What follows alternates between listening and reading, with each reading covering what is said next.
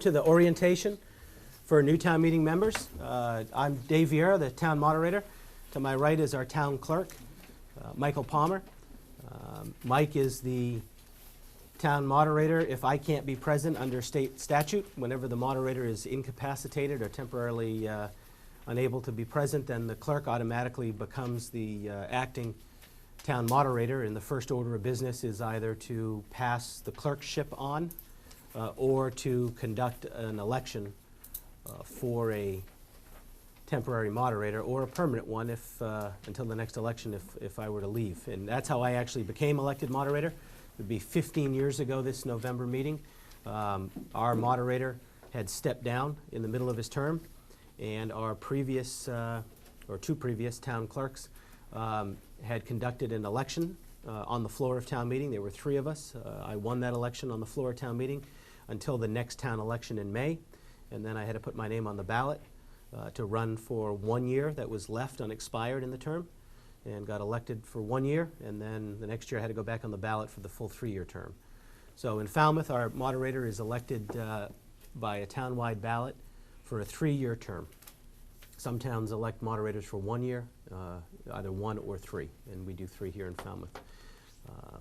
How many of you have never been to a town meeting? Okay, good. So we've got a good group of folks that haven't been present before. Some of you know the story. I started attending town meeting in April of 1987. I was 12 years old, and I was writing a newspaper for the Citizenship Merit Badge in the Boy Scouts. And I went from age 12 through high school trying to figure out what is going on, how does this work, and asking questions and learning and learning and learning. And finally, at the end of all of those years of learning how town meeting worked, I said, boy, if I ever become moderator, I'm going to change a few things, which I did in 1998. We got rid of the motion for indefinite postponement because it was way too confusing to vote yes when you wanted no and no when you wanted yes. Some of you that have seen town meeting before, you know my famous statement when somebody calls a vote, stops a vote. What are we doing? How are we voting? Yes means yes, and no means no. And I think that makes it simple for a citizen legislature to not use this, and we'll talk about it later, this arbitrary motion to indefinitely postpone in the middle of a debate. So if you want something to pass, you actually have to vote no. And that gets confusing, especially at 10 o'clock at night after a long work day and heated debate. So we changed a bunch of things. And then when I became moderator, I thought, shouldn't we have an orientation for new town meeting members where they can ask questions and we can talk a little bit about procedure and get it going? The Charter Review Committee that year also put a recommendation together for the town charter that we do an annual orientation. So the two things melded together very nicely, and in 1999, when the changes took effect, we had already had our first orientation for new town meeting members, and now it's actually in our town charter. So couldn't do that without the assistance of Mike Palmer in the clerk's office. Mike takes care of making sure that we can get a room and that we get notifications out and all the things happen that need to happen here in Town Hall. So Mike, I want to thank you and your staff for supporting that. I also want to thank Mike and his staff for supporting an initiative that we started, was it about 8 years ago now, with Selectman Kerry Murphy and Deb Siegel from the League of Women Voters to re-energize the precinct organizations. The precinct organizations are an informal organizational structure that support town meeting members in their precincts and residents to be able to interact with their town meeting members. And for a number of years, most of the precincts did not have any meetings at all. Or they would have a joint meeting, and if you were there, you could go into a room. It used to be a joint meeting at the Morse Pond School. You'd be assigned a room, and sometimes you'd go into, I was from Precinct 3, I'd go into Precinct 3 as a high school kid, and the only town meeting member in there would be Mr. Moda. Phil Moda would be in there, and he and I would just sit and talk about town meeting. And so we wanted to re-energize that, and Mike actually sends out notifications to all the precinct captains now, asking them to set a date and time for your meeting within 2 weeks before town meeting, so that you have a copy of your warrant book. The green books here are being mailed out. You should get them probably. Yeah, they're actually, we're stocking them today, and we should put them in the mail tomorrow. So you should be getting them by the end of the week or the beginning of next week, which is actually pretty early. Or earlier than normal, which is good for everyone to have. They're required to be out 10 days in advance, but I think right now we're at 20 days, and that has to do with the new finance director, Jen Petit. She got on it and put it all together, and we'll get it out. We'll get it out sooner than later, so that was a good thing. The precinct meetings are all scheduled now, and they're beginning. They're going to start. I believe there is precinct is having a meeting next week, and then all the rest are the following week, from the 5th through the 7th, I believe, from Tuesday, and there's a couple on Wednesday, a couple on Thursday. So you can check I'll have it in the paper, and you'll get a notice in the postcard in the mail, and it is also on the website now, under meetings and agendas. It says town meeting, and you can click on there, and it'll give you some information about the meeting. So our town meeting this time will be on a Tuesday night. Traditionally, we start on a Monday night at 7 o'clock and work our way through the week until we complete the warrant. But Monday, November 11th is the holiday, Veterans Day, so we're going to start on Tuesday night. Occasionally that happens in November. So we'll be 7 o'clock Tuesday night, November 12th, at the Lawrence School Auditorium. And that's the traditional location that the selectmen pick for the town meeting. And we'll usually go till 11 o'clock and then adjourn at 11, or we might continue just after to finish the article that we're on, and then come back a second night. If we're close, if there's only a couple more articles, sometimes we'll leave it open-ended at 11 o'clock to continue past 11, and see if we can finish that night so that we don't have to reconvene everybody and go through the expense of we have to have stenographers, and we have to have either CART or sign language interpreters, and we have to rent the microphones and all of those expenses. So if we can stay a little bit later and finish it, we'll do that. But if there's some hefty articles left, then we'll adjourn and come back a second and or a third night if necessary. So a couple of things I want to do tonight is go through a little bit about what town meeting is, what a warrant is, what an article is, sort of the structure of what we do at town meeting. And then we'll get really down into the weeds and talk about motions and putting motions on the floor and what's in order, what's out of order, and how you affect a motion as a town meeting member or amend an article. And Mike had some copies, that full sheet that he passed around. That's actually a simplified procedure that's in the warrant booklet every time. It's printed on the back page, back cover of the warrant booklet, and that's in each of the warrant booklets. The little handout I gave you was originally drafted in the 80s by the League of Women Voters, and then when I became moderator, I updated it, changed it, added the motion chart from town meeting time, and so this is something that you want to keep and bring with you, because I usually have a few copies of this up at the podium, but it doesn't appear in its entirety in the warrant booklet. So what is town meeting? That's a question. What is town meeting? What did you just sign up for? What did you just get elected to? Representative government. Representative government. Okay. What part of the government? What branch of the government is town meeting? Legislative. The legislative branch. So in New England, we have a history of two different types of legislative branches of municipal government. One is the open town meeting, and the other is the representative town meeting. And in Falmouth, we have a representative town meeting since 1936. There was a special act of the legislature in 1935 which allowed Falmouth to parcel itself off into precincts and then to elect representatives from each precinct to town meeting. Prior to that, Falmouth was an open town meeting, and all of the other towns on the Cape were and are open, other than the town of Barnstable. They've disbanded their legislative branch, and they have a town council, which is their executive branch and their legislative branch in one body. Very similar to the city form of government. Matter of fact, they're considered a city form of government, even though it's called a town council. Their elections are always the first Tuesday in November, which is when in Massachusetts all city governments have their municipal elections. Our elections are in the spring, as all other towns that have town meeting and selectmen form of governments, their elections are always either in April or May, depending on their home rule charters or their statutes. So what happened was, back in the 1930s, a gentleman named Sam Cahoon had some ice works down in the Woods Hole area, and he wanted to change some zoning on a piece of property that he owned so that he could build a big warehouse and keep more ice stocked up with hay so that he could distribute it throughout the warmer months.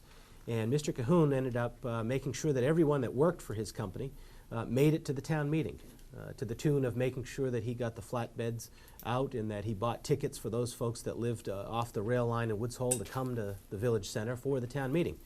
And he got his zoning changed at town meeting, and then all of his folks left town meeting, and there wasn't a quorum to continue to conduct the rest of the business of town. And this is documented in the Book of Falmouth.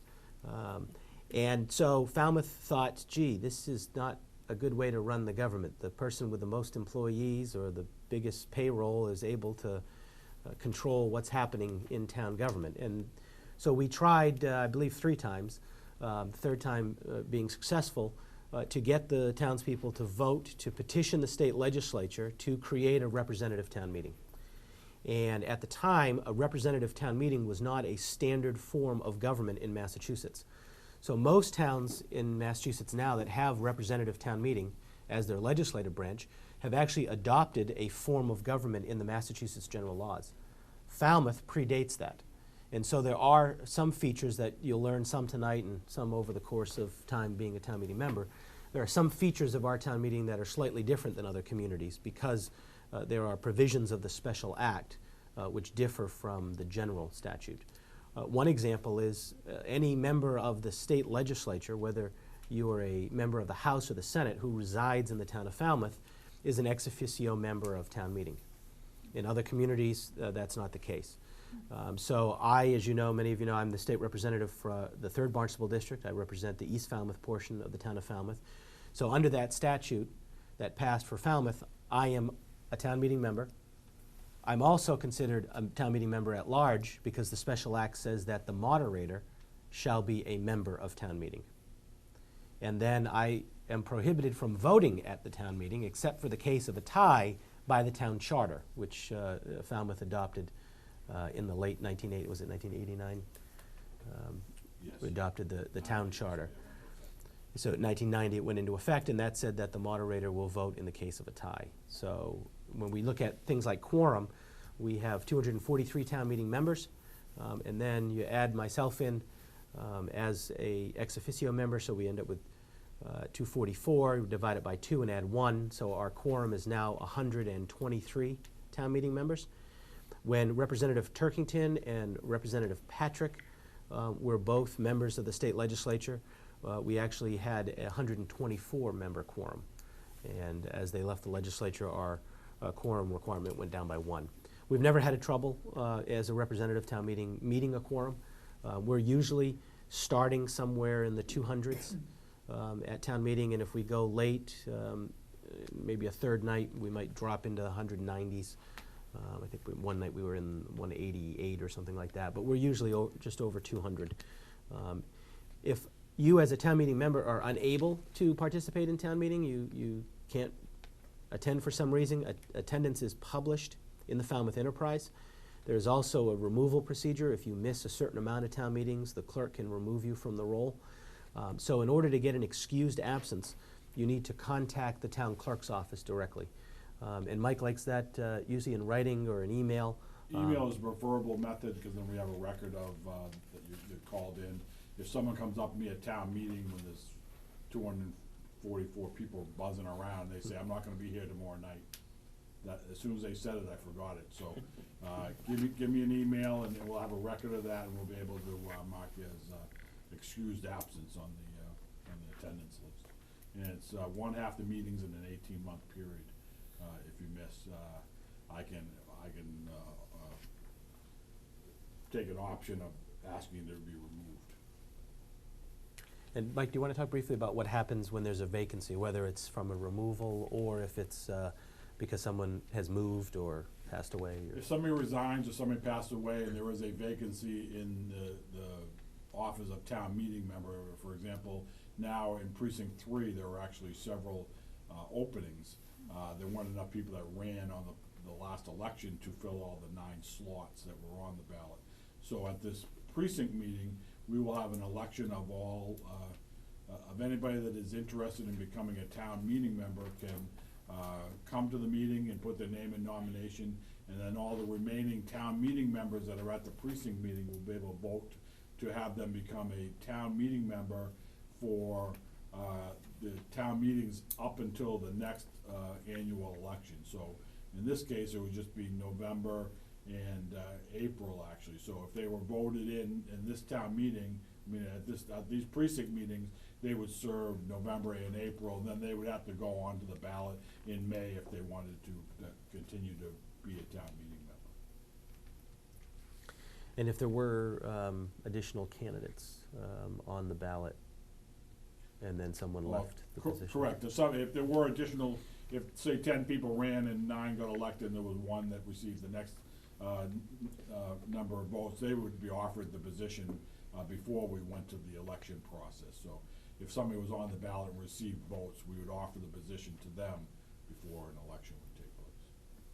So we kind of have that two-pronged process. One, we call it a caucus of town meeting members, and that's the precinct meeting to elect somebody. And the other one is if there is somebody else on the ballot, in order of the highest vote getters, we can bump them into the spot. But unfortunately, some of our precincts occasionally don't have enough reps running on the ballot itself, and therefore we have to have the caucus process. So if you're from precinct 3, and you know somebody that might be interested in town meeting, becoming a town meeting member, make sure that they're aware. 7 this time, but I think we're all set in 3. Oh, okay, 7. Precinct 7 seems to I have said to the an 3. issue with having not enough town meeting members. But, so if you know of anybody, I know So you it's can precinct visit. 7, not precinct 3. Precinct 7. If I said 3, I Yeah, was you said mistaken. Yeah. So Where there's- is 7? there are 3 positions East in 7. Falmouth. Walk Void. So if you know of anybody in the Walk Void area that lives in precinct 7, they can give me a call. We can put their name in nomination, or come to the meeting, put their name in nomination. And Mary Ann, you did that the last time, and then you were on the ballot this time. Right, am I I'm on the correct? ballot. Right, and Mark Oh, actually right, Mark was nominated elected, at the meeting. Yeah. and, right, that's right. So 7's got a rough time. Yeah, there 'Cause seems that to, was we 7. need some more participation from that precinct. So I'd like to, before we go further, why don't we quickly just go around the room, and if you can state your name and what precinct you're representing, so we can get a sense of the distribution of our new members. Greg Pinto, precinct 9. Tom Guston, precinct 7. Chet Goldstone, precinct 4. Jeffrey Broder, precinct 7. Jerry Patamas, precinct 2. Frank Cohen, precinct 9. Andy Cohen, precinct 9. Anthony Tolentino, precinct 7. Mark Allegro, precinct 7. Mary Ann Allegro, precinct 7. Wendy Vogel, precinct 4. Dale Cap, precinct 3. Tiffany Van Moy, precinct 2. Jack Tompkins, precinct 7. Maureen Harlow Hawk, precinct 6. Pam Filoni, precinct 5. And Beth Ostoff, precinct 3. Rob Maderas, precinct 7. Mark Federer, precinct 6. Kathy Elder, precinct 6. I think we had 9 people from 7. Yeah. Go figure. Good deal. Good showing tonight, right? Does that mean that's all there, how many usually? It's 27. Oh, Yeah, there's 9, 3 every year. I mean, for 3 years, you'll have 9 each year. Okay. So the green booklet is what you'll be getting in the mail. We call this the warrant, but one thing that I want to call your attention to at the bottom of the printed booklet that you'll get in the mail, it says published by the Finance Committee for the convenience of the voters. So this is not the legal warrant, this is your copy of the warrant. The legal warrant is published in the Enterprise without recommendations as soon as it's firmed up by the selectmen. And then a few weeks later, when the selectmen and the Finance Committee vote recommendations, and Planning Board vote recommendations to the articles, then it's republished in the newspaper. And then that copy is put into a booklet form with some maps in the back and some other little supporting materials and mailed out to our town meeting members. Today, this is not that big of a distinction by this being just for the convenience of the voters, but when I first became town moderator, we had a different computer system over at the Finance Committee office than we did here at Town Hall. And occasionally, when the information was being transferred from the Finance Committee office to the Board of Selectmen's office and back to the Finance Committee office to make this book, we'd have some discrepancies. Things in the book would be formatted and sometimes be substantially different than what was actually published in the newspaper. And so for a couple of years, we had to kind of compare the 2 documents to make sure that the motions and the recommendations at town meeting were in the proper form.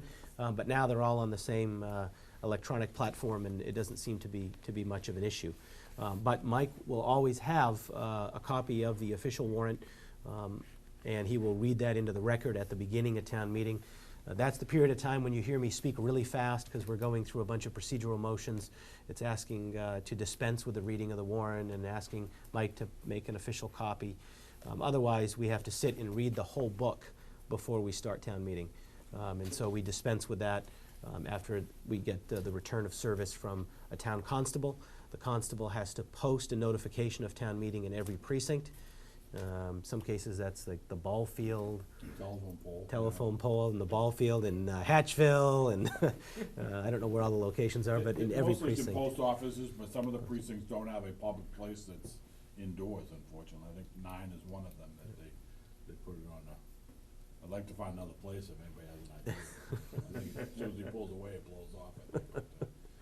But, So we have to, under state law, post in every precinct the fact that there is a town meeting, and that's what the constable does.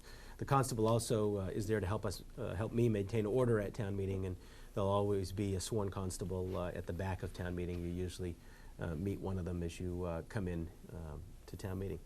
So when you come to town meeting, you're going to bring a couple of things. You're going to hopefully bring your little note that we gave you today about some procedures in the chart.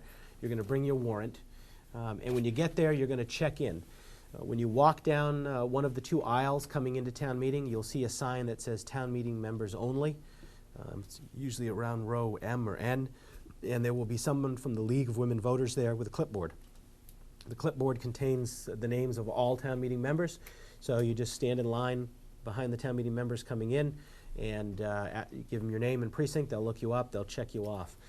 If you come in late, make sure that you come up to that sign and look for the person sitting there with a clipboard. If you will come in late and there is no one sitting there with a clipboard, during the break, please come up to the podium and let us know so Mike can make a note if the volunteers have left already. They usually stay for most of, if not all of, the first half of the town meeting, but occasionally, because of other commitments, folks might have to leave a little bit earlier. So just make sure that you do check in either at the beginning or during the break so that we can make sure that the record is accurate, because the week after town meeting, the attendance will be published in the Enterprise. And so we want to make sure that whatever's published on that list is accurate so that the town meeting members in your, the constituents in your precinct know the town meeting members that have been present at town meeting. You don't check in after the break. After the break, we don't check in, but we do take a quorum call to make sure that people have come back and make sure that we have a quorum to reconvene. So we just do a standing quorum call after the break. The Town Meeting Rules and Procedures Committee had discussed doing a recheck-in after the break, but we wanted to try the quorum count first because of the amount of time it would take to check in 200-plus people after a 15-minute break, and it worked very well. We almost always end up having more town meeting members after the break than we did at the beginning of the meeting. And there was a period of time when a lot of people would leave at the break. And that's what created concern amongst the Rules and Procedures Committee. And so we instituted the quorum call, and that seems to work well. Channel 15 now from FCTV does a nice job of scanning the audience. So your constituents that might want to watch town meeting and see who's there usually have a chance to get a good pan across the room to see who's come back after the break. So, the warrant. What is the warrant?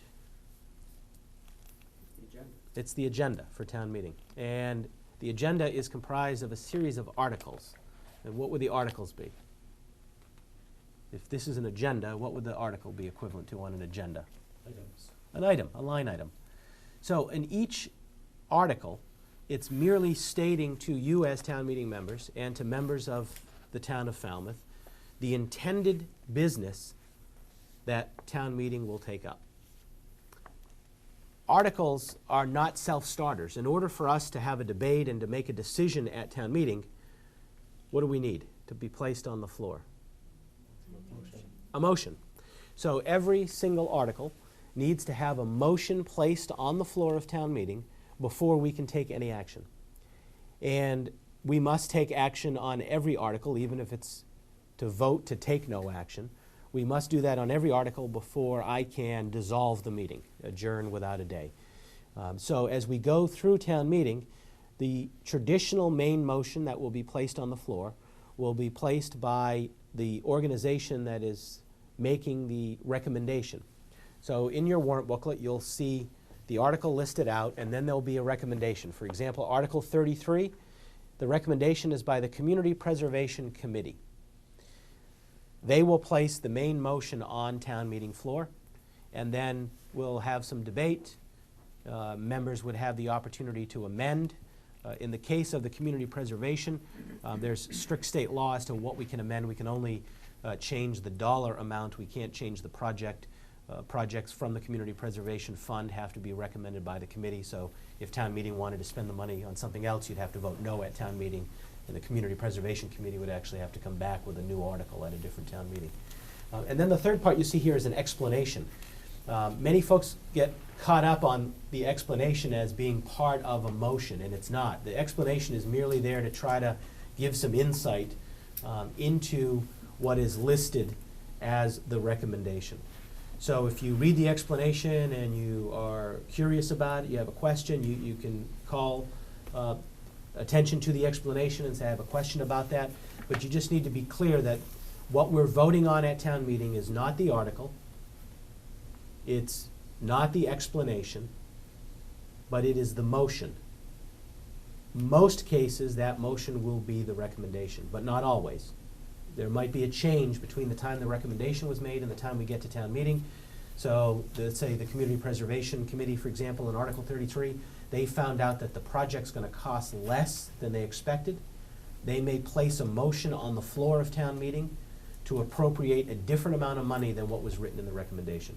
And when they put that motion on the floor, that's the motion that we're debating, that's the motion that's amendable, and that's the vote that we will take for action at town meeting.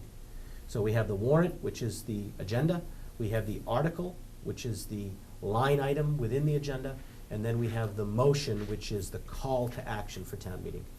So is there a quality control for the description that's written in that booklet? In other words, there could be a disconnect, right? Because most people are gonna come to town meeting having read that description. Sure. And that's what they're gonna come with a fixed image in their mind about what the article is.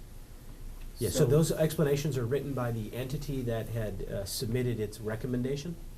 So at the time that the recommendation was made, that was the explanation of the committee, either the Finance Committee, the Planning Board, the Community Preservation Act, or the Board of Selectmen. When we get to an article, usually if there's a change in the main motion from what was listed as the recommendation, the entity will usually place the motion on the floor and explain why it's different. And if they don't, then definitely town meeting members that realize a difference between what you had read and what was just placed on the floor, stand up to be recognized and ask, I noticed this is different than what was in there, can you tell me why the change or what's different? But I try to make it clear to our boards and committees that if you're placing a main motion on the floor that's different than what was sent out to the town meeting members, that you make an explanation of that, so folks know up front, and there isn't that question that keeps going through the meeting.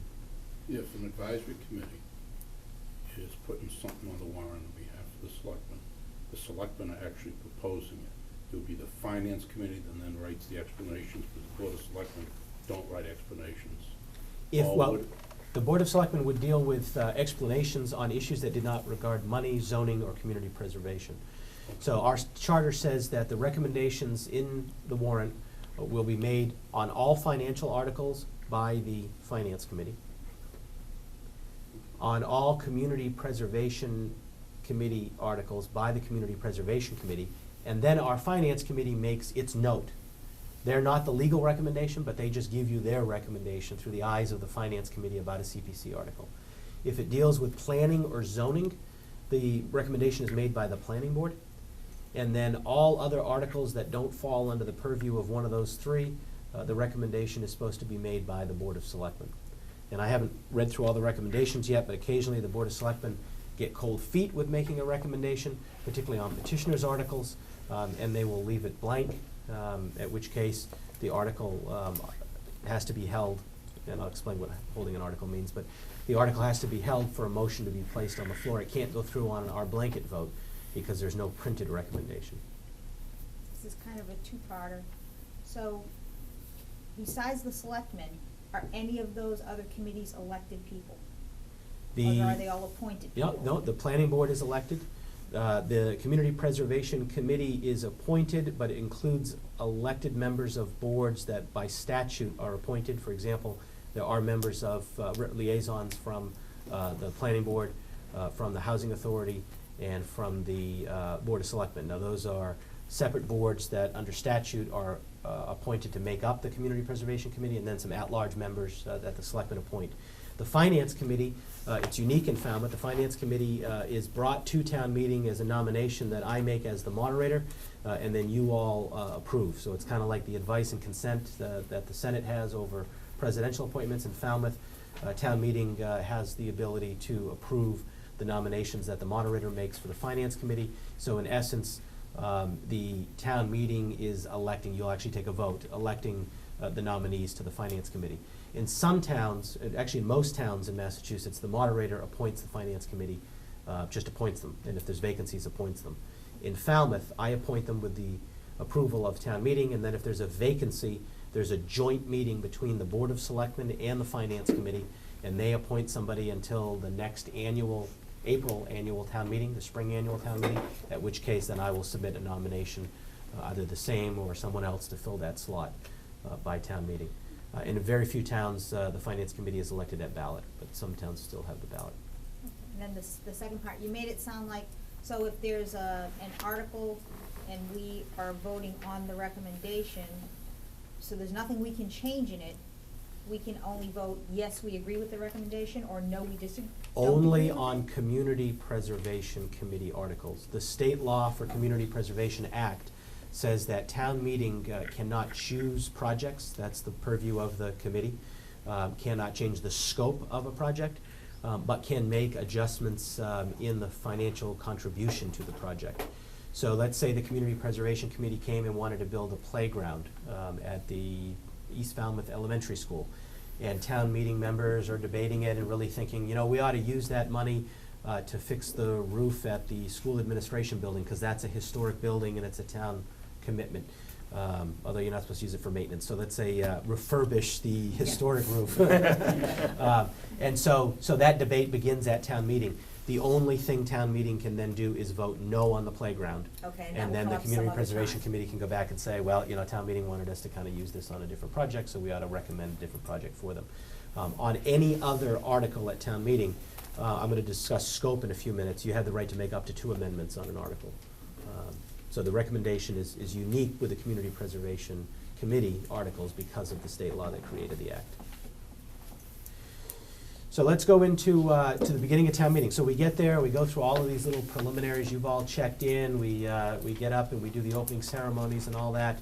And then the first thing that I will do normally is go for a blanket vote.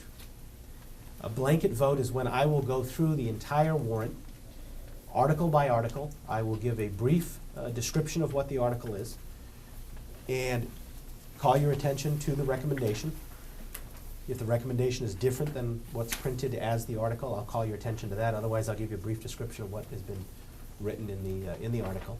If anyone wants to debate that article, has questions about that article, or wants to amend or vote no on that article, you just yell hold. Stand up and yell hold, and the clerk will make a note, and I'll make a note that that article was held, and we'll go on to the next article. I'll go through the entire warrant with a description. Then I'll go back to Article 1, and I'll just read them off by numbers, in case maybe you were trying to figure out which one you wanted to hold and you weren't sure. Give you a second shot at it.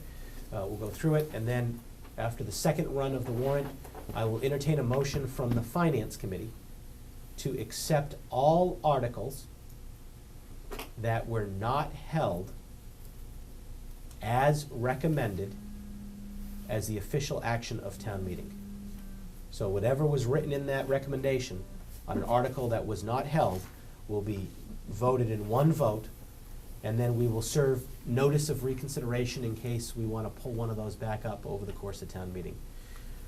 In Falmouth, reconsideration is in order when determined by the moderator that there is substantially new information available that was not available at the time of the original vote, and if the article deals with the appropriation of money either reconsideration or notice thereof must be served within 30 minutes of the time that we debate the article.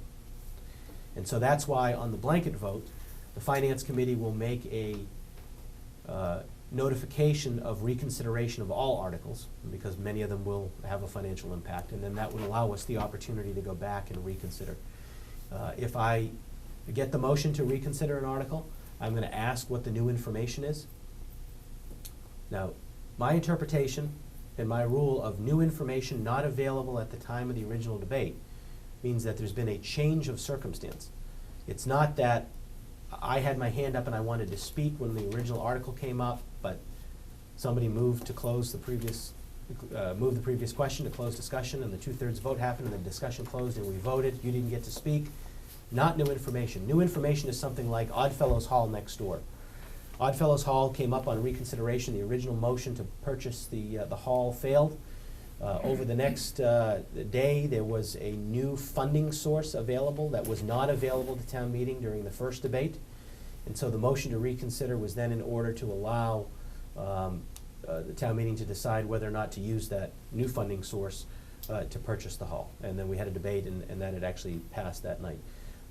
So if you're gonna get up and ask for reconsideration, I urge you to, if you're gonna do that in between town meetings or after breaks, find me and talk to me about it so we can have a discussion about what the new information is, to make sure that we're both comfortable that the motion is gonna be in order. If not, I'll have to make that determination when you make the motion and answer the question on the floor of town meeting. And then if reconsideration is allowed, then the town meeting will vote.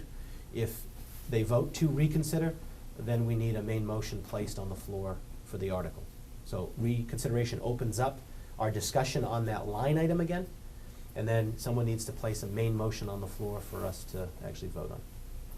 What was the part about 30 minutes? How does that factor in? So if it is a financial article, so if it's the appropriation of money or the transfers of money, Then why wasn't that relevant to the Oddfellows Hall? actually it was, because we had, actually, when we had adjourned the meeting that night, we came back, and at the beginning of the meeting, so it's 30 clock minutes, we had adjourned, we had left, we came back the next night, and the new information was at the beginning of the meeting, so it was in the 30-minute period of the meeting.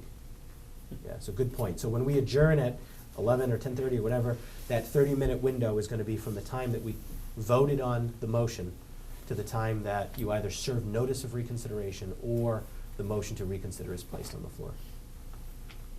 Your decisions are final, they can't be, with the exception of the voice, unless you go to a court or something like that. In Thing- Falmouth. Excuse me? In Falmouth, yes. Falmouth. So the appeal, Jerry's talking about the appeal of the chair. I'm gonna hold that for a minute, because Okay. we're gonna go there. And we'll talk about the appeal of the chair and how it's not in order in Falmouth. So we have the main motion. Mike likes that one. You have an appeal of the chair. It's once every 3 years at the ballot box. So you have the motion. So now, during debate, unless it's what we call an omnibus budget, it's a budget with many line items, which would be the annual operating budget in April, or if there is an itemized capital budget, the only 2 amendments are allowed per article. Okay, so whether or not they pass, only 2 amendments are allowed. Now, again, town meeting members are the only ones that can make amendments, just like you're the only ones that can make motions. You're the only ones that can make amendments at town meeting. So let's say a constituent calls you, maybe it's a petitioner article, and it's one of your constituents who put the article on town meeting, and he or she wants to change something from the original language, and they want an amendment. They're gonna have to come to you as a town meeting member, come to someone as a town meeting member, and ask them to make an amendment on the floor of town meeting. Now, that doesn't mean you have to completely understand it. If you're comfortable representing your constituent by just placing the motion and then yielding the floor to your constituent to explain why they're asking for the amendment. If the change from what is written in the article is wanted by the petitioner before any motion is placed on the floor, the main motion can include the new language. So the main motion can include slight changes of what was originally published. Now, there's a philosophy or a parliamentary paradigm called the scope of an article, the four corners of an article. And what that is if you're gonna make an amendment or somebody's gonna put a main motion on the floor that's different than the article, it has to be within the scope of what a reasonable person reading the warrant article would have thought we came to town meeting to discuss. The example I always use is if the fire department has an article to buy a fire truck, let's say it's a hook and ladder truck, which we bought a number of years ago in Falmouth. And we get to town meeting and we find out that the hook and ladder truck that they want to buy doesn't fit in the fire station on Main Street, which happened. You cannot amend the article to put an addition on the fire station and buy the fire truck. What you can do is buy the fire truck and park it in Woods Hole station for a few years until you put the addition on the station and then move the truck, which is what we did. So the scope of the article is something that I might seek advice from town council, but under statute, actually, the town moderator is the final determiner of scope. I will decide whether or not the amendment is within the scope that we can discuss it. And I try to give enough latitude that we can have a good debate about the issue that we're there for. But I want to make sure that if someone read the article and it was going to be affected by the vote that we're taking, that they had a reasonable expectation to know they could come to town meeting and express their opinion. And that is particularly important to me as moderator with planning and zoning articles, because zoning articles require an extensive public hearing process, notification. In some cases, certified letters going to abutters to tell you what might happen to the property next to your property. And if town meeting then makes a motion to amend an article that's going to affect a whole bunch of other people that were never notified that they could go to the public hearing and express their desires or concerns about that, then I will deem that outside the scope and ask for you to go back to the planning board and bring an article and let them have public hearings, and then we'll come back and debate the major change at town meeting. Can you amend an amendment? So an amendment in the second degree. So we can have a total of 2 amendments, and the second amendment could be placed upon the first amendment, or you could bring a second amendment after you dispense with the First Amendment. So an amendment in the second degree is in order. So let's take an example. I always use the sheet of paper example. The sheet of paper, this is my main motion. The main motion is the fire department asking to buy a fire truck for $100,000. We're debating whether or not to buy the fire truck for $100,000, and someone gets up at town meeting and says, do you know that the state bid list has an equivalent fire truck that you can pull off the bid list by an authorized vendor for $80,000? Why would we appropriate $100,000 and go out and do the bidding ourselves and da-da-da, so town meeting? So they make a motion to amend that number to $80,000. Now we're debating the amendment, the top sheet of paper. Someone else gets up and says, well, do you know the technology is going to change within the next 6 months before we even go to the bid list, before we even buy this fire truck? There's going to be new communications equipment and new pump systems and new federal requirements on what have to be on the fire truck. And so I think it's going to cost more than $100,000. We ought to be appropriating $120,000 for that truck, just so that we have enough leeway to buy what we need, and if we don't spend it, that's fine. Then we'll renege the authorization in the future. So they make an amendment for $120,000. So now we've got our 2 amendments on top of the main motion. The first thing we're going to do is we're going to vote whether or not to approve the $120,000. Let's say town meeting votes to approve the $120,000. What we then do is take the next sheet of paper, the amendment for $80,000, and scratch out the number 80 and make it 120. And we have to vote this amendment for the 120, yes or no. Let's say town meeting then votes no. You think, gee, why would they do that?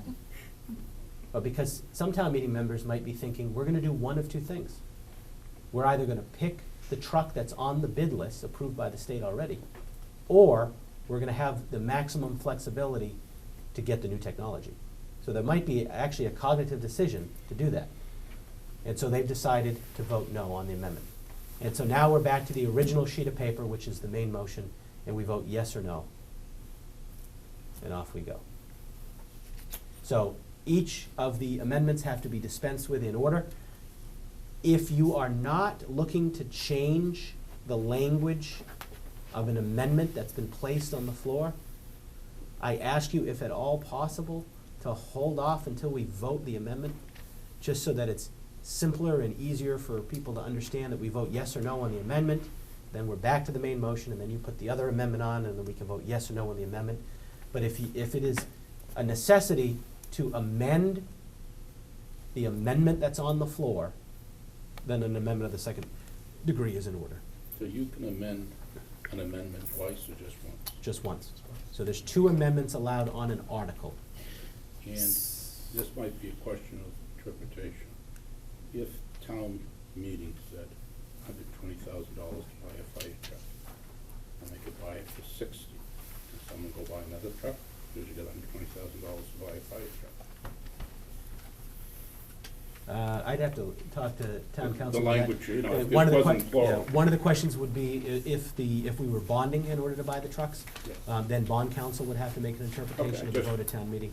But the authorization can't exceed the 120,000. The purchase of 2, I don't think that, the finance, internal financial control Seems of the like line it would should say a truck. Yeah, I don't think you'd be allowed to do that. But anything that's subject to bonding would be bond council would have to weigh in on it as well. 1 second, then we'll come back up. The example you just did, how much money have we put aside for the truck? So, I'm yeah, confused at the yeah. end. So in the end, if you voted yes on the main motion after you amended and then voted no on the amendment and went back, you put the 100,000 on the truck. Oh, so you actually canceled out the third one, or the second amendment? The second one by voting no on it. on the Yeah. one below it. Yeah. Third one changed Oh. the second one, then the second Second one one didn't failed. change the first one. And so it didn't Oh. change the first one, and you go back to the first one. So when we get that's why I try to do one amendment at a time, because it can get confusing. And so if you have a question like that, when we're in the middle of it, if we're doing a count, either it's a voice count or it's a standing count, just stand up and yell point of order, or point of privilege, but point of order is fine. And so we'll stop, you can ask the question, we can get a clear interpretation to make sure that you understand what we're voting on. Now, there are cases where you really want to think about whether you're going to vote yes or no on an amendment based on how you feel you're going to vote on the main motion. Because sometimes you come into town meeting looking at an article and saying, I think this is a bad idea. I'm going to vote no on this. Then someone offers an amendment of which you still think that this motion with the amendment is a bad idea. But it's not as bad of an outcome if it passes with the amendment than it would be if it passes without the amendment.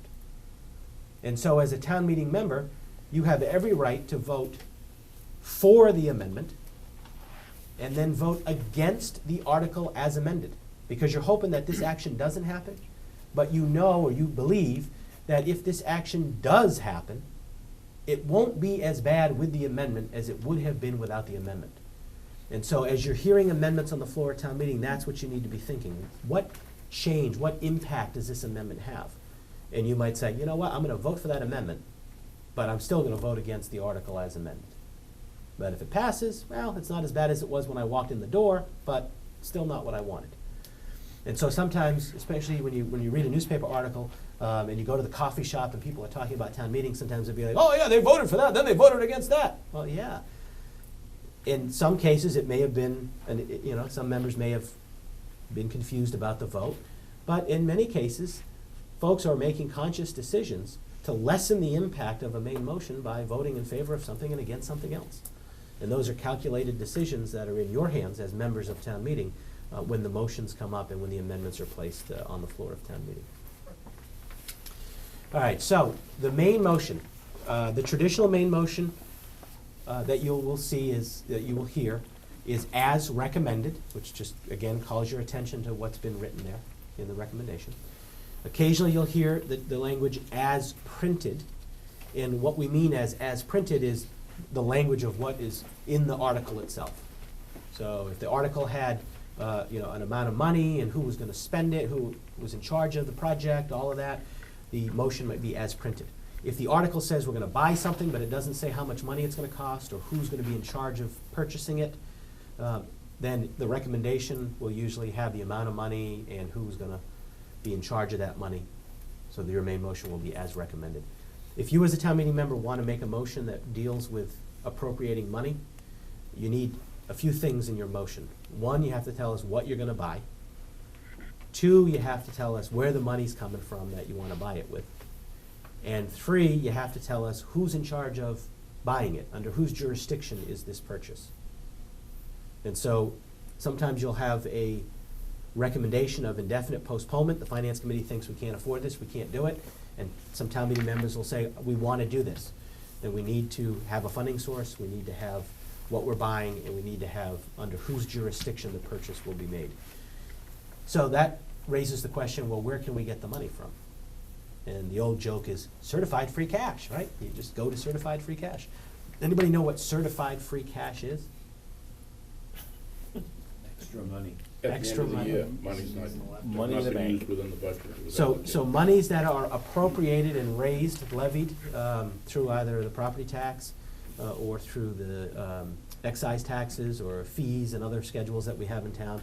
When there's money left in the town and we haven't spent all of the money that we've raised in that year, the State Department of Revenue certifies that amount of money as free cash.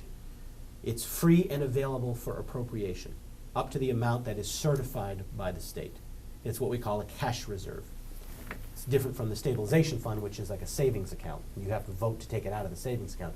This is money that's, if you think about it, at your household, you might have your checking account and your savings account.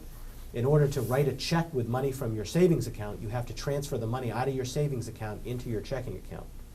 The checking account is the general fund of the town, and that's where the free cash resides at the end of the year. It's leftover money that's in the checking account that we can spend. The problem with thinking that you can always go to certified free cash is occasionally we are so tight in the budget that there isn't enough certified free cash to make the purchase that you want. And that happened for the first time in my time as moderator about 3 or 4 years ago. There was a project on a seawall down in the Woods Hole area where the finance committee was recommending indefinite postponement. A petitioner got up and moved the project with the funding coming from certified free cash, and then the finance committee administrative assistant said there was only, I think there was like $20-something thousand in certified free cash, and it was like a $100,000 project. So there wasn't enough money to come out of the certified free cash. And so if you think you're gonna be making an appropriation article, you probably wanna do some homework, talk to either someone at the finance committee or talk to someone in the finance department in town and kind of see what your options are. You know, transferring money out of the savings account, our stabilization fund. That requires a 2/3 vote, but it's one place that you can get money from. You can get money from the certified free cash if there's enough.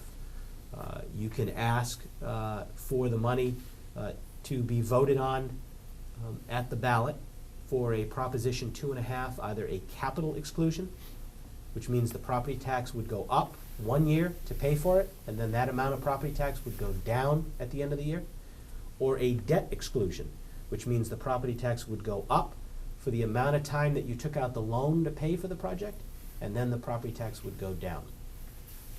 When town meeting votes for a debt or capital exclusion, it is still subject to the Board of Selectmen putting that article on the ballot. Town meeting doesn't have the authority to put a question on the ballot. We have the authority to appropriate above and beyond Proposition 2.5, the levy limit, subject to the ballot vote. And then the selectmen decide if they're gonna put the question on the ballot. Sometimes that's been contentious with the selectmen, sometimes we've had to ask them to make their intentions known to town meeting before we have a debate at town meeting. But in the end, in my experience, the selectmen have always put the question on the ballot if town meeting voted to raise an amount of money that was greater than what was acceptable within Proposition 2.5. And then the final one that I can think of deals with funds that are available There's a overlay surplus account. I don't want to get too much into the weeds, but it deals with, we have to estimate how much we think we're going to collect in taxes versus how much we're actually going to collect, and then, so there's a wiggle room that goes into an overlay surplus for uncollected taxes. Once all the tax bills are closed out for a fiscal year, the assessors can then certify the surplus of the overlay account, and that money can be available for appropriation. There's usually smaller amounts of money, and usually the finance committee is using that. They're watching when the overlay is closed out, it's certified as surplus, and then they're using it in an upcoming budget or a capital project. Peter Boyer's famous window of opportunity. Window The school funding has been done. We now have $60 million that won't raise taxes. That has to go to a ballot vote, or the town meeting just say, let it happen? Yeah, so the authorization to exceed the limits of Proposition 2.5 is for a specific project. So the example of the school. When the school debt is paid off, the next fiscal year, the property tax rate, which is a function of assessment and the town budget, the rate will drop the amount that had been due on the school.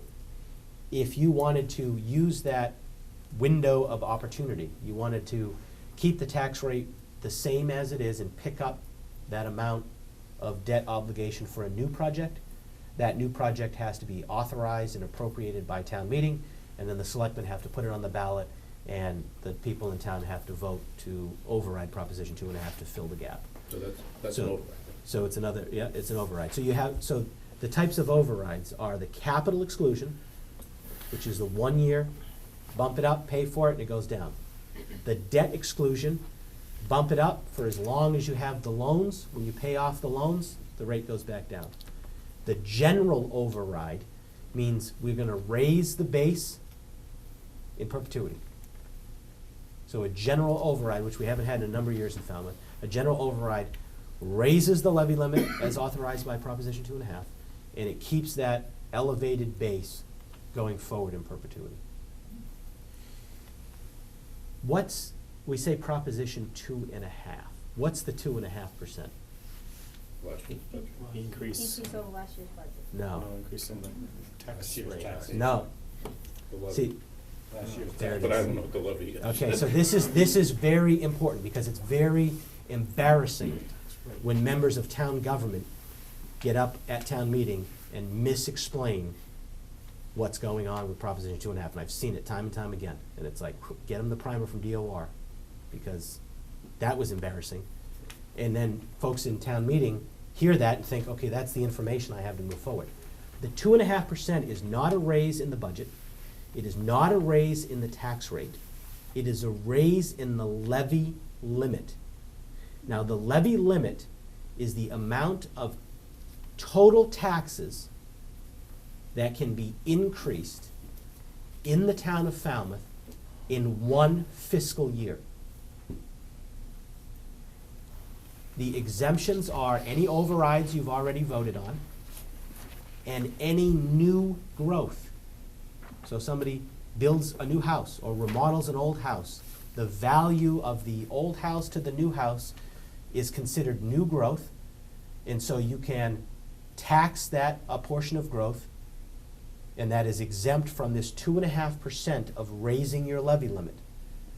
If you want to raise the levy limit, then you have to go to the ballot and either get an override, a capital exclusion, or a debt exclusion. In town, when we reassess property, as you know from lawsuits and newspaper articles, some folks' property goes up more than others. Sometimes one goes up, one goes down, sometimes they both go up but at different rates, sometimes they both go down but at different rates. So you and your own tax bill could be paying more than 2.5% in property taxes than you did the year before. But the municipality cannot raise its levy on the entire town more than 2.5%. So it has nothing to do with the budget. The last town meeting, last April, some folks were saying, well, the budget only went up 2.25%. What about the other 0.25%? Well, can't we use that money for capital plans and da-da-da? It's like, stop. Yes, the operating budget, which is not the only place we spend money in town. It's the big place. We spend 100 and some odd million in that one article. but it's not the only place that we spend money in town. And so it's 2.5% of the levy limit. And for any of you that would like to learn a little bit more about it in detail, if you go to the Department of Revenue website, there is a primer on Proposition 2.5. It's a very good, it's like 12 pages, but it has little formulas, examples, and it shows you how the new growth works, how the levy limit works, and then what happens when you vote an override, a capital exclusion, or a debt exclusion. What is it, the Department of what? The Department of Revenue, Massachusetts DOR, and it's under their Division of Local Services. But if you go to DOR and do a little search for Proposition I can 2.5. email you a copy of it if you let me know too. Did we ever put it on that little document site of the town meeting? Yeah, maybe we could. I'll work with IT here too, and actually, we should put a link from the town page where it has the town meeting stuff. We'll put a link to the primer too, because it's a really good overview of how it works. Very important to understand. Kathy, and then, How was the decision made to raise or lower or change the real estate taxes? so the rate is really, they say the rate is set by the Board of Selectmen. Yeah, they're the ones that stamp and push the paper. The rate is actually merely a mathematical function of the assessed value of all property in town and all of the decisions that you make as town meeting members. So I always chuckle when people say, well, the selectmen are gonna vote next Monday night to set the tax rate. I go, nuh-uh, town meeting voted last April to set the tax rate. They decided how much money we're gonna spend. Then the assessors went out and assessed all the property. And then we took what we had to pay with what we can raise, and at the end of the equation is the rate. And so you can actually see the rate go down and the revenue go up because of a change in assessment. Change of the value of what you're assessing and the amount of new construction and renovated construction in town. And so those numbers, why we always look to see, well, what are they setting the rate at this year? Because for us, as individual property owners, we take that rate, we multiply it by what our assessment is on our property, and we can figure out what our tax bill is gonna be. But when it comes to the entire municipality, we have to apply that to the new construction, we have to apply it to all properties, and that gives us what the revenue's gonna be. And that's what the Finance Committee and the Finance Office here at Town Hall do all year, working with the assessors. They're working all the way up to that April budget to figure out what can we raise and appropriate under Proposition 2.5. And then on the budget, when you see the budget in April, you'll see excluded debt and unexcluded debt.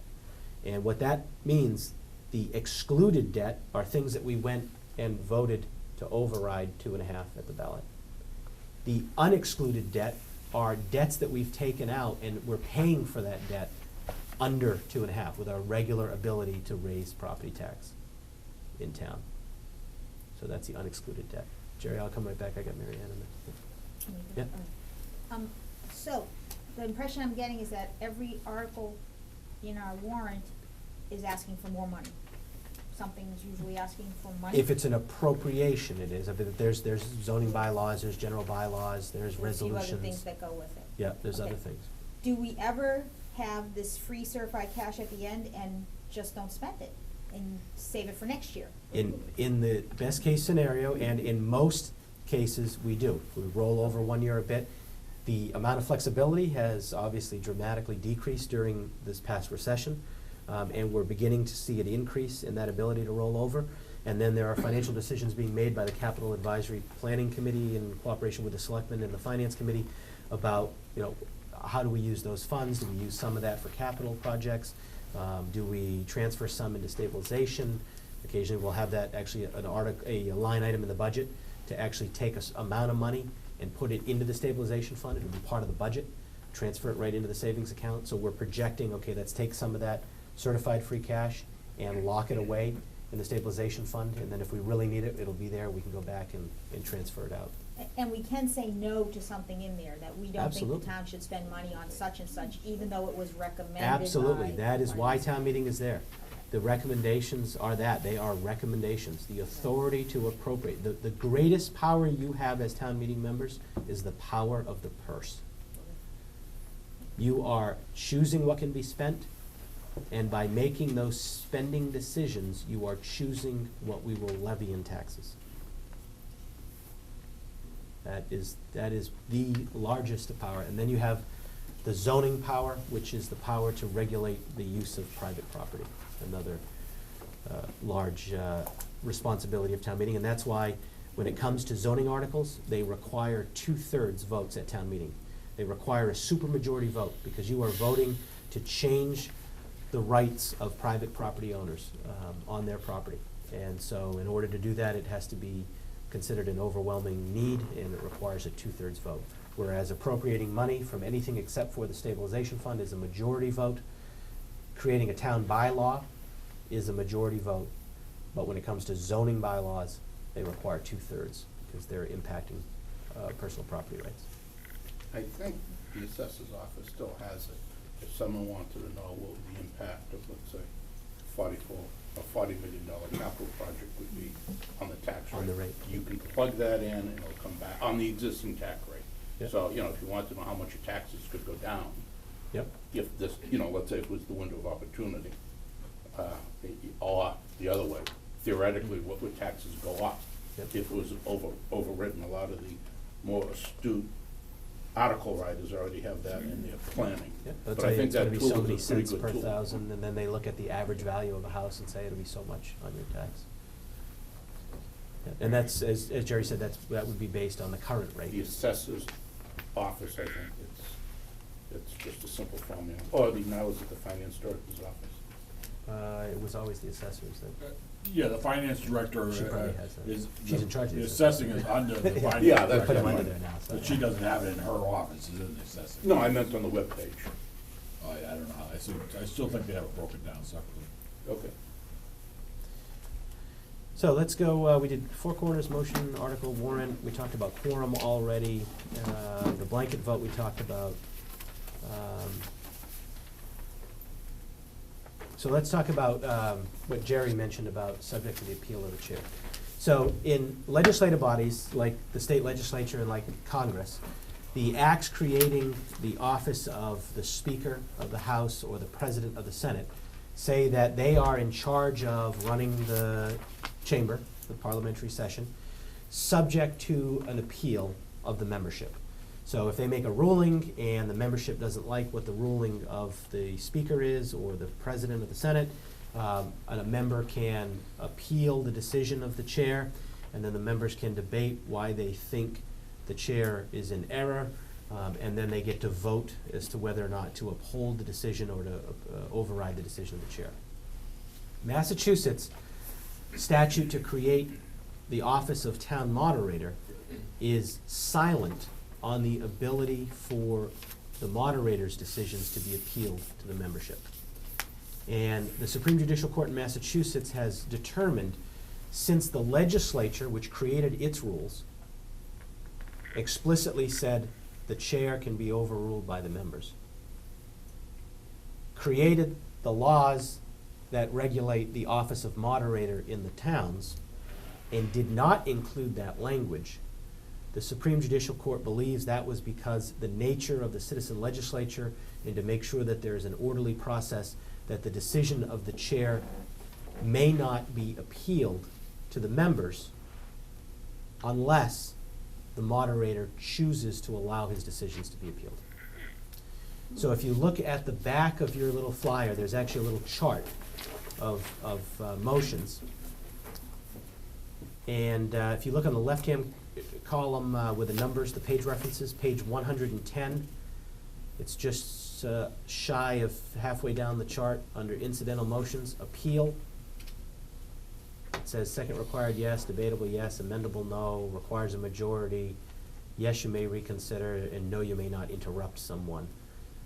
That motion is not in order in Falmouth Town Meeting, because I take the authority under the state statute to say, I make the decisions on procedure, we run the meeting consistently, we run by the same rules, and that's it. And that if town meeting wants to change the rules, we can go to the Rules and Procedures Committee and recommend a change. Or if it's egregious enough that you really want to change the whole thing, then get rid of me at the ballot box. And so there's about half of our moderators, or actually a little more than half of our moderators, that do not allow appeal of the chair. The other half, usually in open town meetings, allow the appeal of the chair. So the appeal of the chair in our town meeting is not allowed. The entire column, the entire first column on the motion chart, second required, no seconds are required in Falmouth. And the reason for that is through our precedent and through our tradition in Falmouth, since the moderator is elected and is a member at large of town meeting, our tradition has always been, since 1936, that the moderator is an automatic second for all motions. So when you make a motion on the floor, main motion or an amendment, we just are ready to debate and go from there. Don't need to seek a second. You can consider the moderator the automatic second of all motions at Falmouth Town Meeting. That being said, where does this chart come from? It comes from this little blue book called Town Meeting Time. In Falmouth, we do not use Robert's Rules of Order. We use Town Meeting Time. This book is available at the public library. It is available at the Lawrence School Library, because Lawrence School Student Government now runs as a representative town meeting, and they use this parliamentary book for their student town meeting. But for those of you that might be interested in purchasing it, it's available on Amazon through the Mass Moderators Association. It is published by the Massachusetts Moderators Association, and it is used by all New England states. So the references that you find in here will have references to Maine, Vermont, New Hampshire, Connecticut, Rhode Island, for any towns that have a town meeting, and it will talk about the differences in some state laws in other states than from Massachusetts. But the base is run by our association, and I'm a director of the association. I had the opportunity to get Falmouth footnoted a couple times for some of the things that we do here based on our unique nature of having a special act in Massachusetts. So, full book if you're interested. It's if you're into history, it's a great historical document with the footnotes. It talks about what happened in Boston in 17-something, and that's why you have to do this now in your town meeting, and references to court cases and all that. But if you had a copy of Robert's Rules of Order, you can save it for the Board of Selectmen, and for other town boards and committees, we do not use Robert Rules of Order at town meeting. I have a copy also that I'll lend out if somebody wants to take it out. I think they're 25 now, I think, for purchase. We just cover the cost of printing and shipping and publishing, so the association isn't making a big profit off that. We're trying to do it as a public service. You discussed appeal to the chair. Would you contrast that to point of order? Sure. So on the motion chart, let's pull a few of these off so that we can discuss what they mean. Under the first incidental motion, a point of order. A point of order is when you don't like what the other guy's saying, right? That's what many town meeting members yell point of order for. A point of order means the order of the meeting is awry. In essence, it means you think I did something wrong running the meeting, or I wasn't paying attention when something happened that I should have been paying attention to, which can happen. I'm talking to Mike, who's the lady in the green sweater? You know, and somebody goes off on something else, and point of order, what just happened? You call my attention to it. So when you call for a point of order, you're basically going to state to me, as the chair, as the moderator, why you think something is being conducted incorrectly at the meeting, and then I'm going to make an interpretation of that, and then I'm either going to fix the wrong or explain why I think what is happening is correct. Okay. And so the point of order should only be used when you want to stop the procedure because you have a question about procedure. If you go down two more, you see division of a question. Division of a question can be used to break out Property or something. actually, no, it's separate consideration. So division of the question is you want to have a count. All those in favor signify by saying aye. All those opposed, no. It's the opinion of the chair that the ayes have it, and you think I was wrong. And then you could stand up and yell, division of the question. Or count it is what people usually yell. That's actually technically division of the question. Because if you yell division of the Count it, question, nobody knows. or yell division. If you're up in Boston, you'll hear our folks yell division. And so we'll see if there's enough members to divide. In Falmouth, to divide the question by roll call, it's 20. So if 20 people want every person's name to be read off and to vote, Mike has to go through the whole roster. 20 people have to stand. If you just want us to count it, to divide the question and count it, it's 7? 7. Yeah. 7. I gotta go back. 7. Usually if somebody questions it, unless it's really egregious in the opposite direction, usually as soon as somebody questions it, I'll just ask the tellers to go out and return account and ask the folks to stand up. So that's the division of the question. The separate consideration is, let's say there's one motion, like a community preservation article to buy 3 parcels of land, and you might want to buy one of them, but not the other 2, and somebody else wants to buy 2, but not 1. So instead of putting a bunch of motions on the floor to amend by taking one out, put another amendment to add it back in, you can ask to separate the consideration of each, what we call naturally occurring subdivisions of the motion. So parcel A, parcel B, parcel C. If it's very clear right there in the motion, we can have that. We'll take a vote. If a majority of the town meeting members vote yes, then I will call for a vote. Parcel A, all those in favor, aye, opposed, no. Parcel B, all those in favor say aye, opposed, no. Parcel C, all those in favor. Can you, if a question has been divided, then can each division have its own amendment, separate set of 2 amendments? Not amendments, no. So the amendments, the total amount of amendments on the article is the rule. Okay. That was brought in well before I got here. So any article, which again is that agenda item, Right. can only have 2 articles on the agenda item, not on each portion of a separate consideration. Good question. So that's really a roundabout way to amend some things, because, for instance, if the fire department wanted to buy 4 trucks, you can call for its separation, and then it becomes a question of whether we're gonna buy 1, 2, 3, or 4. Is that correct? Yeah, and then the 2 amendments would still be in order, so you could even amend the amount of money for one of the trucks or something of that nature. Okay. Yeah, or any other descriptive details that might be in the article. You had said something about this is the way we've always done it. Where is that way written? Sure, so we can go there. We can go there for a second. That's a very good question. Anybody have a law degree? Any lawyers in the room? Can anybody give me a definition of what common law is? Generally You've accepted. been doing it long enough, everybody believes it. Everybody. Yeah. So we have a series of laws, right? We have constitutional law, we have statutory law, we have regulations or administrative law, and we have precedent, common law. So in Falmouth, our constitutional law is what? Charter. Our town charter. Okay? What's our statutory law? Bylaws, The bylaws. What's our administrative law? regulations. Regulations, like wetlands regulations or Board of Health regulations or any other Right. entity that has regulatory authority. And then we have common law. And what's common law? What Andy Dufresne can remember. I was gonna one-up you and say whatever I say it is. So common law and precedent, you're correct. In many cases, it's not written down, although some of it we've written in here and some is written in what Mike has over there. So we have committed some of it to writing. A lot of it is in minutes of the town meeting, of the transcripts. So a real deep question of why do you think you can do that? I'll go back to George Leberts and say, because in 1987, when I was here and I was 12 years old on Article 4, he said it. And that became the way we did it type of thing. So the moderator is not bound by a state law or federal law to follow the precedent or common law.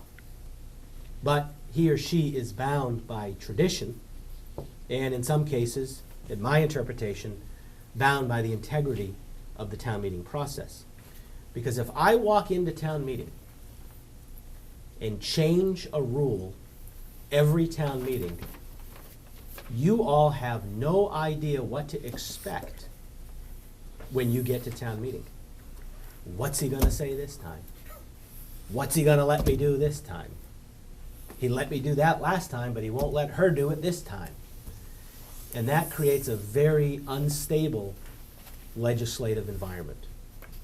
And so if I feel the need to break with precedent, first I will justify and let you know why I'm breaking with precedent. And in some cases, I might even ask for a vote to break the precedent. And the first example I'll give, the major precedent that I broke in November of 1998, the night I became moderator, is I said that the motion to indefinitely postpone will not be allowed on the floor of town meeting unless no one in the town meeting, no town meeting member, wants to place a positive motion on the floor. And so, when you vote yes on indefinite postponement, you vote to take no action indefinitely on whatever the motion is. And so for years, you'd get half an hour, 45 minutes into a debate, and somebody would stand up and, I move indefinite postponement. And now, if you want that motion to pass, you have to vote no on indefinite postponement, and then you go back to the main motion, and then you have to vote yes. And I saw the absolute confusion that caused on the floor of town meeting for years, and thought, that's great in the House of Commons, it's great in the House of Representatives, but it's ridiculous at town meeting. Folks are coming here, doing as much as they can, volunteering their time, citizen legislature, they get something in front of them, they should be able to vote yes means yes, and they should vote no means no. And the only exception to that is when we have the motion to take no action because either a contract isn't finished or the selectmen didn't get all of the information they needed, so they said, let's wait till the next town meeting, something of that nature. Then I'll say, you'll hear me say at town meeting, is there anyone that would like to place a positive motion on the floor? And I'll wait, and if nobody says that they want a positive motion, then I'll say the chair will now entertain indefinite postponement as the main motion. All in favor, aye. Opposed, no. The noes have it. There'll be no discussion, because we don't need to discuss not taking any action. We can discuss the duality of taking action or not taking action, but when our only decision to make is taking no action, there's no need for debate. Well, some people try to, as we've seen over the last few town meetings, and so I say, this is indefinite postponement. If you want to talk about it, get an article in the next town meeting, and we'll discuss it. But right now, there's no motion, and we're out. So that's when we break with the tradition, with a common precedent. All right, so let's go down the rest of these. Let's drop down for suspension of the rules. Just above the main motions, page 120 in the book. Again, we don't need seconds. Debatable, no. Amendable, no. Vote required, 2/3. So suspending a rule that's written like town meeting will end at 11 o'clock. That's one of the rules, unless we vote by 2/3 to go after 11. So what we are in essence doing is we are suspending the rule that town meeting will end at 11 o'clock. We then have a town bylaw that says no new article will begin consideration after midnight. Have we ever considered an article after midnight? Your motion to adjourn. Motion to adjourn. We did once. We got to 11:58 or some crazy time, and we were wrapping up a vote on the article second to last in the warrant. The last article in every warrant is to authorize the spending of all of the money of the individual choices you've made. The selectmen tell you what the total amount of money is of all of the things that you voted and any exclusions you've asked for to go to the ballot. They put all that together in one nice article at the end. It's procedural. We then vote to stamp out everything, and then the motion to adjourn, or I'll adjourn the meeting from the call of the chair. If we did not take that new article after midnight, we would have had to come back the next night at 7 o'clock, try to get a quorum to vote on a motion that is merely explanatory of all of the numbers that you have already passed, and pay for all the overhead of town meeting. And so there's two ways to stay after midnight. George Moses used to unplug the clock at 5 minutes too, until somebody noticed. I don't do that because it's all wired into the wall now. You can't just unplug the clock.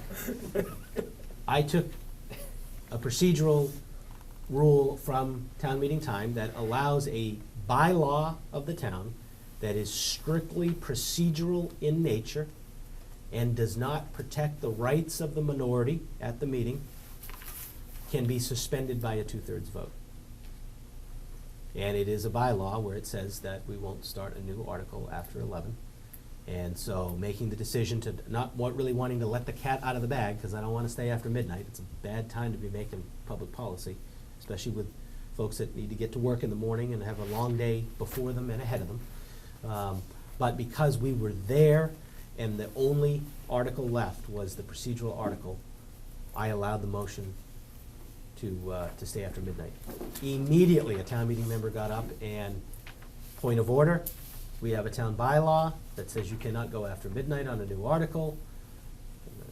We all know who it was, right? Some of you know who it was. It was Richard Latimer, of course. And Richard's good. He keeps an eye on me. And so we said, Mr. Latimer, you are absolutely correct. He is correct. There is a bylaw, and there is a rule that allows us to suspend a procedural bylaw by the 2/3 vote. And so we kind of all had a little chuckle at it at the late hour, and we took the quick motion, and then we got the number on the floor, and we voted it, and at 12:05, we were headed to our cars to go home for the end of the town meeting. And we saved, how much does it cost to run town meeting a night, about? A couple $1,000. So we saved a couple of $1,000 by staying an extra 5 minutes. So I think it was time well spent. And Rich lobbied for you, and he didn't even know it. But then, suspension of your appeal authority is not law. That's correct. Because the appeal. I'll read the book. Because the appeal authority is not a rule. It's a state statute. You Oh, can't. I'm sorry. You can't suspend a state statute. You can only suspend rules within the town.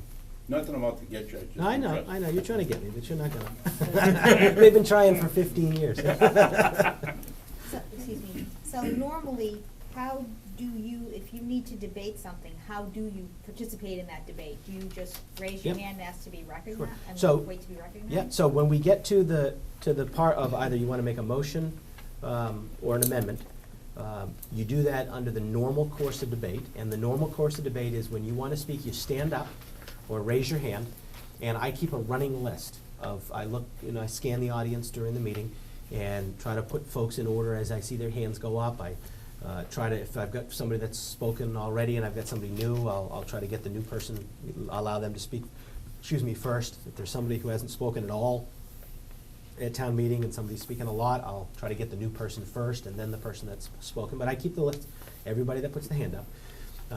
And then I'll call on you. If I know your name, I'll call on you by name. Otherwise, I'll make reference to where you are or what you're wearing, the gentlelady in the back right with a red sweater. And then we have microphone carriers who will be in either aisle, and they will come up to your aisle and pass a microphone down to you to speak. And then when you're done, you pass the mic back to the mic carrier, and then they'll wait for my cue. If you're sitting up towards the front of the auditorium, or if you have a PowerPoint that you're going to be using and you'd like to come to the front, there's 2 stationary mics at each of the little podiums in the front. So if you're near an aisle and you want to come down to the front, you can do that. You can just walk down and use those 2. If you want to ask a question to someone, I ask that you ask the question through the chair. So you begin by, Mr. Moderator, through you to the town council. I'd like to ask this question. Or Mr. Moderator, through you to the chairman of the finance committee. I'd like to ask this question. You'll ask the question. I'll then recognize the finance committee. You might have a question, you don't know who to ask it to. So you just get up, Mr. Moderator, town meeting members, I have a question. I'm not sure who should answer this, but my question is, how much is this going to cost? And so then I will do my little look down the aisle and wait for somebody. Might say, does the finance committee have an answer on this, or does the finance director, does the town manager? Occasionally, for whatever reason, whether calculated or uncalculated, no one will be forthcoming with an answer to the question. And so my job as moderator is to run the meeting. You've asked the question. I'm prepared to recognize someone for the answer. If a period of time goes by where no one answers the question, I might say, does anybody have an answer to this question? And if no one responds to that, then I'll go on to the next speaker. At which case, usually another town meeting member will get up and say, that gentlewoman had a very good question, and I want that question answered. Why can't somebody answer that question? You know, and kind of push a little bit more to get an answer to the question. But so all questions should go to the chair. We ask that you don't divulge into personalities. To the extent at the state legislature, that's considered using someone's name. So someone can't even get up and say, I want to make reference to what Representative Vieira had to say. Immediately gavelled out of order. The no personality, so the gentleman from the 3rd Barnstable District or the gentleman from Falmouth. We don't have to be that formal at town meeting, but I do ask that you be respectful when making either a comment or asking a question to either a town official or another town meeting member or a member of the public who may have come and petitioned or asked a question. So we just want to make sure that we're, just have a good decorum about the meeting when we do that. If you want to speak a second time, again, just stand up, put your hand up, and I'll put you back on the list after you've Okay, so- relinquished the mic to go on to somebody else. If you have something else, get up again and we'll put you back on the list. Mr. Moderator, I still don't understand why they wanna put palm trees. Yeah, I'm yeah. making a joke, but I'm just saying, if Yeah. it's something, so it doesn't have to be on the recommendation, it could actually be on, what they're Yeah, so the discussion on the floor of the meeting should be whatever the motion is on the floor. yeah, that's the. So part. if we're just talking about an amendment, then we shouldn't be discussing or having questions about the main motion that's under the amendment. We should just be discussing the amendment so we can get it done. Okay. Then when it's done, then we should go back to the main motion and only discuss the main motion. Occasionally, we'll have two articles that are incidental, that they're very tied in. It's like, we need to vote this zoning, and then if we vote this new zone, then we're gonna go over to this piece of property and put the zone on it. And some of those get messy because they're two separate articles. Usually with a presentation, I'll allow the presentation to be about the zone, and then make reference to where they're looking to put it on the map. And so it kinda, some of those get tied in a little bit together, but the actual votes would be separate. We'd vote on the zoning map issue, and we'd vote on the actual zone issue separately. So this is a question about placeholding, so I raise my hand, you note me on the list, and then somebody puts an amendment on the floor, and then you're going down the list. So we start a new list for the amendment. So if Okay. you wanna speak on the amendment as well, then you should kinda get my attention Right, again. what I don't wanna do is lose my turn to speak on the main motion. Yeah, Okay, no, so what I that's- do is that list runs for the main motion, and then as I get an amendment, I start the new list. If there's another amendment, I start another list. When I'm done, I go back to the list on the previous amendment, and I go back to the list on the main motion. And Mike keeps track of all the time. Because we need to know when those motions are made and what's going on, so between him and I, we're taking a lot of little notes up there. It's your discretion when, on some controversial article, people say the same thing over and over and over. It's not new information, Yep. but people are venting. So if you go down to, where is it on this list? Okay, so up towards the top, the second one under subsidiary motions, rank 7, page reference 102, the previous question. So the motion to move the previous question. Mr. Moderator, I move the previous question. That means to stop debate and take a vote on whatever we were debating, whether it was the amendment or whether it was the main motion. It requires a 2/3 vote. There's no debate. If you make the motion, we vote on it. The only time I allow that motion is when I recognize you and you get up for the purpose of making the motion. If you get up and speak for 3 minutes and then move the previous question, I deem it out of order. That's not fair. You wanted to get your 2 cents in before you didn't let anybody else speak. If you think the meeting's going on, you think everybody's got enough information, and you get up to move the previous question, that's the purpose of standing up, then that's the motion that I will always take a vote on.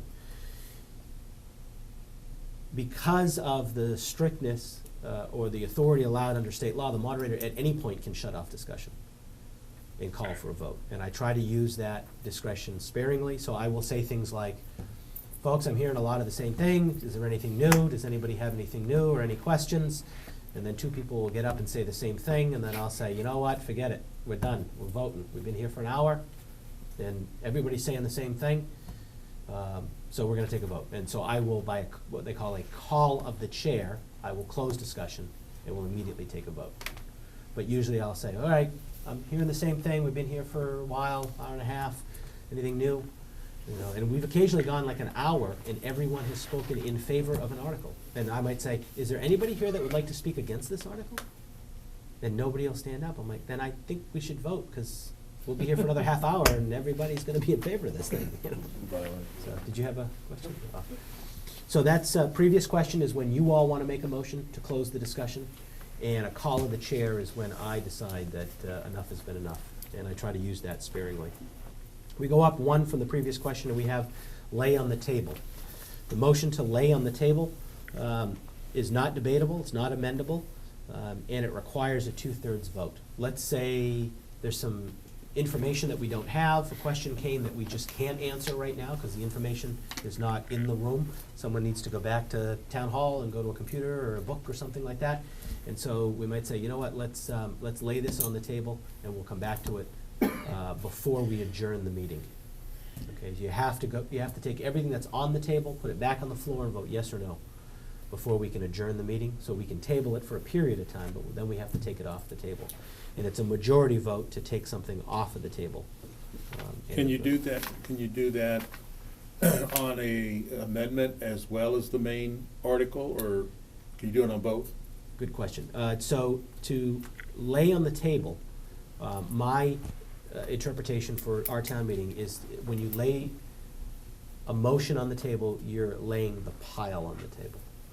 And the reason for that is in some parliamentary settings, there'll be this gaming of laying one amendment on the table to go back to vote on the main motion and then go on to the next article so that everybody forgets that there was an amendment on the table, and then at 11 o'clock, just before you're gonna leave, somebody makes a quick motion to remove it from the table and vote no to get rid of it. That's gamesmanship that I don't think does anybody well at town meeting. And so, for me, whether it's a main motion or an amendment, if the motion is to lay on the table, I take the whole stack of motions, put it on the table, we come back to the subject matter at another time. Right, well, good. Very good question, though. But you will find in some parliamentary settings that you can do that. You can put one amendment on the table and keep playing around with the underlying amendments. I don't know if there's any more in here that I really wanna, that's good. Withdraw or modify a motion. You know, we have that sort of, the old, again, precedent or gentleman's agreement where somebody makes a motion, and there's a slight little tweak that somebody notices, maybe it was a little grammatical error or something in there, and they'll ask, would the gentleman who made the motion be willing to add the word "and" before the main sentence or whatever? And so we usually kind of say, is the gentleman okay with that? Yes, and we just kind of do it.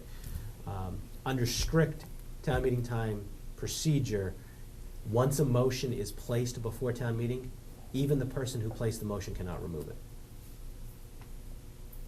So I try to use that sparingly, that precedent of the idea of a friendly amendment, fixing a little something, because we have that 2 amendment limit. So if it's just changing the word "and," it's like, oh, we just missed an opportunity to have an amendment because somebody didn't put the word "and" in their amendment. So I try to use that sparingly. And also, I occasionally allow, if we haven't gotten too far into a debate, I'll occasionally allow an individual to remove their amendment, to withdraw it, at which case I do not count it against the 2 amendment rule because we haven't had an amendment that we've debated and voted on. And so an example might be somebody gets up real fresh in their head, I want to make this amendment, they put the amendment on the floor, and the first speaker gets up and says, actually, we can't amend the Community Preservation Committee article to do the work at the school building instead of the playground because the state law doesn't allow it. And so the person goes, I'm sorry, I didn't realize that was part of the state law, I'd like to withdraw the amendment. In a case like that, I'll usually just say, okay, we'll recognize that you withdraw the amendment. If we were debating this thing for 20 minutes, then the person goes, I'd like to withdraw my amendment. I'll say, well, let's take a vote on it. All in favor, aye, opposed, no. And then we'll dispense of it that way. So, again, I try to use a little common sense and try to keep the meeting going and be respectful. Because there's so much that I don't know. There's so much that all of our members in different arenas don't know. Some people are up on the conservation of wetlands laws, some people are up on the health regulations and laws, some people are up on the zoning laws. There's so many different things out there that we can't all know everything, and I try to be cognizant that we're all doing our best with the amount of information we have. We all bring something different to the table or to the floor when we get to town meeting, and so I try to use the procedure to make it as easy as possible for you as town meeting members to make a good decision for your constituents and for the town. And I ask that all amendments be put in writing and brought to the front of the stage. I just want to make sure I'm recording the vote as you want it to be voted. Sometimes when people are talking a mile a minute, they change words all over the place, so if I have it in writing, I know exactly what we're voting on and how, and what the vote was taken on. So I ask that all amendments be put in writing and brought up to the front. So how, that could be clumsy, right? Because if somebody, I must be misunderstanding, because if somebody in the course of debate or conversation, somebody says, well, what if we do it this way instead? And they say, I'd like to amend it to, buy one big fire truck instead of two little ones. So then you would ask them to bring that up in writing at that moment or So- later? So I understand Yeah. what they actually mean. Okay, Yeah. so If you all of would a sudden ask, they say, I want 2 fire trucks instead of 3 fire trucks, I'm going, what do you say, 2 or 3? I don't know. so you would ask for the person to write that down then and bring it up to you at that time? Correct. Yeah, and so what we'll do is we'll have a back and forth when you make an amendment. If it's a real, like, one number change, I'll talk to Mike. That's not, if it's You know, one we'll number, talk that's about not that. bad, but if But it's when a it couple becomes- sentences, I wanna Yeah. make sure I have it correct. Because we want to make sure, whatever we do, particularly if it's around a bylaw regulation, if it's around a bylaw, it has to go to the Attorney General's office for approval. And so we need to make sure that the language is very clear so the Attorney General can decide whether or not the bylaw can be instituted. If it's around purchasing something that deals with bond counsel will review it before they try to go out and float bonds. And so they want to make sure all the language is very clear as well. So we'll let you know, and if necessary, we'll make the time to pause for a minute so people can write stuff down and get it up to us and do what they need. If you know in advance, like coming into town meeting that night that you're gonna make an amendment, if you could type it up and maybe even email it over, we appreciate that as well. And for the rest of town meeting, they can put it on the overhead. Yeah, that gives the So opportunity. everyone else can to- read it also and understand it. So let me, because we've got about 15 minutes left, let me do a quick thing about the presentations. I'll defer to any additional things that Mike might have, and then we'll just open questions after that. Presentations at town meeting. The Town Meeting Rules and Procedures Committee, which has representatives from each of the precincts and meets about twice a year, I usually try to convene with them between each town meeting, has come up with presentation guidelines, which I believe, did they do it again? They're Yes. just putting it in the book. So these are not strict rules, but they're guidelines, and they seem to have worked fairly well, about the size of font and having contrasting backgrounds and what you do for your overhead presentation so that town meeting members can actually read what's up there. If you plan to do a PowerPoint, I urge you to go through the presentation guidelines and to call the number that's bolded for the Information Technology Department and get them a copy of the PowerPoint as soon as possible. Because we find that many times they have trouble loading or whatever, drive or disk or whatever it is that you have that you bring in, whatever program you created it on. I always have people say, well, I created a PowerPoint, and then actually they did a Corel presentation.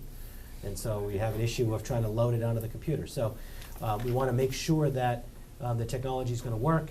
They'll even, if you know enough in advance, they'll run through the PowerPoint with you if you're available the afternoon before town meeting. They go in, they set up the projectors in the afternoon, and then between I think 3 and 5, something like that, they're usually in there, and they throw them up and scroll through to see what the contrast is on the wall, because there's a painted screen area on the wall, and it's different than what you see on your computer screen.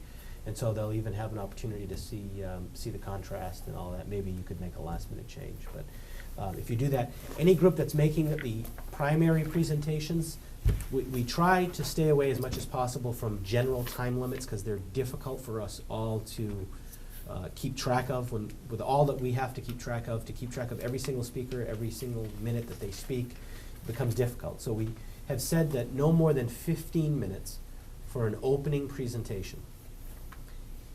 Now, sometimes, like a big building project or a big purchase or something, or the wastewater plan or something, you might need a little bit longer to get through a full presentation on the topic.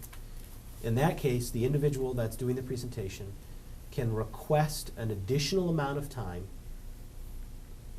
a very specific additional amount of time, and town meeting can approve it by a 2/3 vote. So we use the same threshold to suspend the rule to extend the time of debate. And so they'll say, I need additional 3 minutes, or 1 minute, or 5 minutes. And then at the end of that period of time, I cut them off. And if they still aren't done, they can ask you again.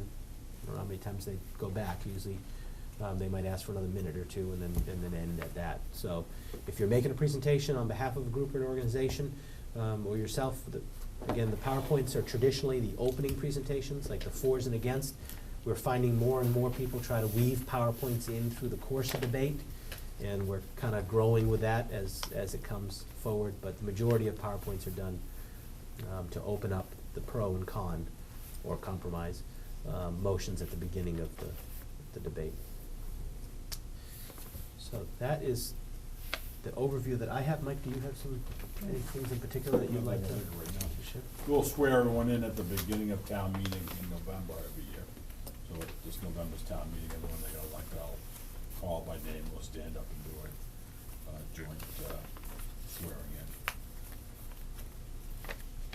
All new members have to take the ethics quiz. Not town meeting They're members. exempt, aren't they? What's that? They're exempt. We're Yeah. exempt. Okay, just, I know it's. You know anybody that's wanted? It's not a question. Any other general questions? Any or general thoughts, advice, or- just from your years of expertise? The I mean, general- everything from sit your butt in the seats to The general advice is read this as soon as you can, Before you come to. because you're gonna get questions, and particularly being new, you're gonna be like, what does that term even mean, you know? And so being able to know what you don't know, as far as the warrant goes, is very important. And then learning who to go to get the answers, you know. Now, today with the internet, a lot of times you can punch things in and get stuff on the internet. You can always contact me, town moderator, you can contact town council. If you go to the list of town meeting members on the town website, it has my phone number in there, you can give me a call. It doesn't have my email anymore, I don't know if that list was updated. We need to add that back in. Okay. VRDT@capecod.net. So my email and phone number there, for those of you that might want to write down the email now since it's not on there, it's my last name, Vieira, Vieira, D as in David, T as in Thomas, @capecod.net. And that's the email address that I conduct town business on. You also mentioned the precinct meeting. Yeah, the precinct meetings, going to your precinct meeting and bringing questions there. It's great to be able to ask questions there so that when we get to town meeting, we have less of the general questions. We also find that by asking, the questions that you ask at precinct meetings, we found petitioners or town boards and committees will change their presentation for town meeting because they'll say, well, at 7 of the 9 precinct meetings, they asked the same question. So for all the people who didn't get to the meeting, I better have this question answered before they ask it. And so that helps them. We've actually even had petitioners ask for indefinite postponement on their articles because after going to precinct meetings, they're like, there's no way this thing's gonna pass. I better go back and work with the planning board and clean this up. Who sets up the precinct meetings and how often are they? So the precinct meetings are each town meeting, before each town meeting. They're within the 2-week time period, so after you get your warrant in the mail. The precinct captain sets it up, and then annually, there's a process where you will nominate and elect your captain, vice captain, and a clerk or secretary. And then the clerk's office, Mike's office, does the mailing to let you know when the meeting is and When are they usually location. held in the spring? 2 weeks before town meeting. So the town meeting won't be set until the end of this one, but it's usually like the second week of April. So the last week of March, the first week of April is usually the precinct meetings. Normally Tuesday, Wednesday of one week, Tuesday and Wednesday of the next week, then town meeting starts the following Monday. Is there anything we should be wary of, people, other town meeting members who say have been on there many years? Do they try to sway the new members? You know, this one's coming up here. I think It's a legislative body. You're gonna be swayed, I tell you, you're gonna be swayed, try to be swayed by everyone from senior town meeting members to paid lobbyists from New York City. Are you kidding? Can we make money Okay? on this? We had Get back to the article, that gets back to the ethics. We get, I'll send you a copy. you know, this Atria Woodbriar over here, they've got the new assisted living, the senior care retirement district now. That article came up for debate at town meeting a number of years ago. We'd had 3 attempts to create a senior care retirement district in the zoning bylaw. This particular development had worked with the planning board to come up with another option for the bylaw. We had a bylaw that nobody availed themselves of. And because the employees at that facility were not unionized, a union labor group in New York City paid for lobbyists to come to Falmouth to try to get town meeting members in town meeting to vote against allowing the zoning change unless the company was then gonna allow their employees to become members of the union. And so they actually sent workers to some of the precinct meetings. They made calls to town meeting members. They'd go to a meeting, see who was there, look you up in the phone book, try to get a hold of you. I found out all about this. It's a funny little story I'll tell quickly. I was sitting at the bar at 99 having dinner one night, and a young man next to me was on the telephone talking about town meeting on the cell phone. And when he got off the cell phone, I said, "Are you a town meeting member in Falmouth?" And he said, "No." I said, "Well, I've always been interested in town meeting. What's your interest in town meeting?" And he said, "Well, let me tell you, they got this thing they want to build, and we're up here from New York." And he spilled his beans all over about what he was up here to do. And I said, "Oh," and he goes, "So what do you do in town?" I said, "Well, I'm the town moderator." And he goes, "Well, what's a town moderator?" I said, "Well, I run the town meeting." And his face dropped, and he goes, "I ought to call them back." And so we had a joke when he came into town meeting. He was there, town meeting, and he was at the precinct meetings. But yeah, so anybody from your neighbor to some paid outside group, you'll hear from them. Sometimes you'll get videotapes, I guess DVDs now in the mail. We had the guys that didn't want you to have we didn't want the circus up on Route 151, and so a group out of New York mailed videotapes to everyone in Falmouth of elephants getting shot, and then they sent a lawyer to town meeting. If you're not, I didn't mention this, if you're not a town meeting member, a resident or taxpayer in Falmouth, you need to have a majority vote of town meeting members in order to speak at town meeting. Well, everybody had gotten this videotape in the mail. This gentleman in his $2,000 suit got up and wanted to speak. The motion was placed on the floor as a courtesy by a town meeting member, and he asked for permission to speak, and we took the vote, and it's the first time I've ever seen in my history where overwhelmingly, I mean, there might have been 2 or 3 people who voted to allow him to speak, and we just voted outright to not allow the gentleman to speak. And I'll never forget it. He looked into the mic and he goes, "What do I do now?" I said, "You get back in your car and go back to New York." That was the end of that. I will say, some of these are the exception to the rule, and that being said, we are a representative town meeting, so to have contact information that's accurate, given to me so I can have it available for people that ask, or either on the website, I think is important. We are a representative town meeting. If a constituent wants to get a hold of you, there has to be some contact information. People don't want to give their email address or their mailing address or telephone number. I mean, we are a representative town meeting, so we should be willing to give that to represent our constituents. And even in today's day and age, you can go on to one of the free email sites. If you wanted to create a separate email just to use for town meeting that you could publish on the list, and you could check it, you know, the few weeks before town meeting or something like that to make sure that there's some access. And we do your precinct meetings are open to your constituents as well, and we encourage folks to come and ask questions and meet their town meeting members at the precinct meetings.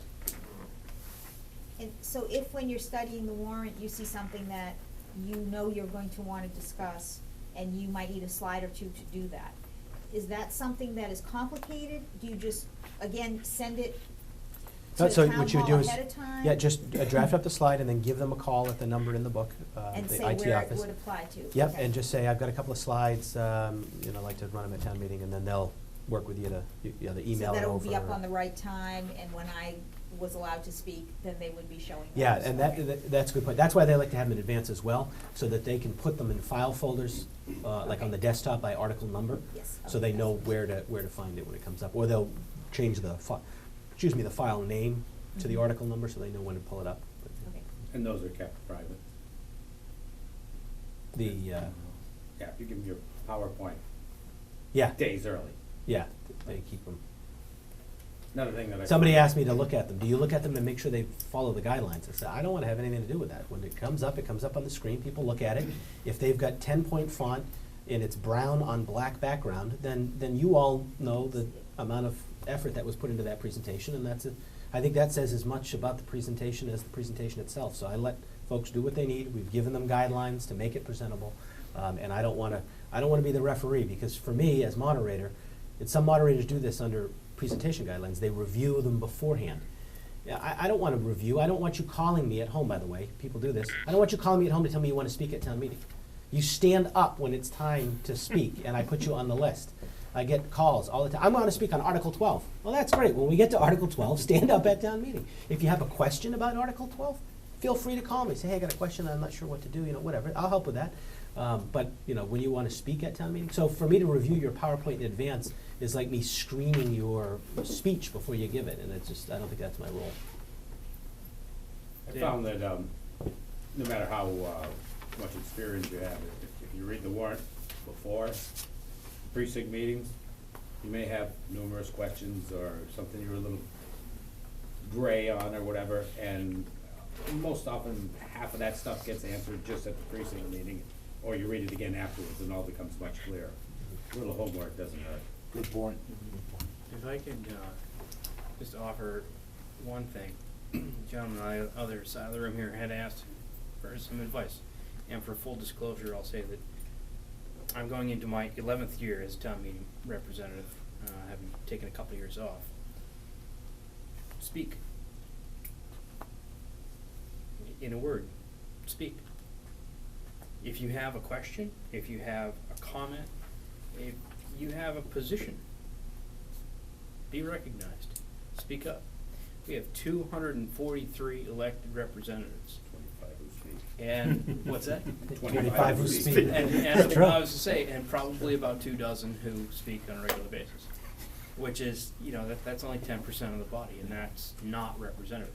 So, And it allows You you to know. be manipulated by others if they don't stand. right, and so that's, in a nutshell, speak up. And one piece of advice that was given to me by a senior town meeting member was, keep it short. For every 30 seconds after 3 minutes, you lose 15% of your vote, potential vote. Yeah, if you can think about what you want to say before you say it, it's always good. If you get up and continue to ramble and ramble and ramble, you lose folks, and we have some ramblers, as you all will. If you haven't seen town meeting before, you'll learn who the ramblers are.